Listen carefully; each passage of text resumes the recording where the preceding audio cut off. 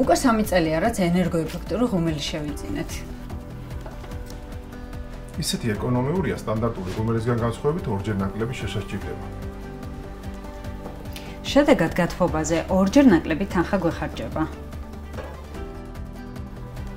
მეცაც გეტყვი, თუ სოფლის განვითარების სააგენტოს თანადაფინანსების პროგრამით ისარგებლებ, ღუმელის ღირებულების მნიშვნელოვანი ნაწილი დაგიფინანსდება. დიახასია, ჩვენც ვისარგებლეთ პროგრამით. დაზოგილი თანხა ოჯახის სხვა საჭიროებებს მოვახმარეთ.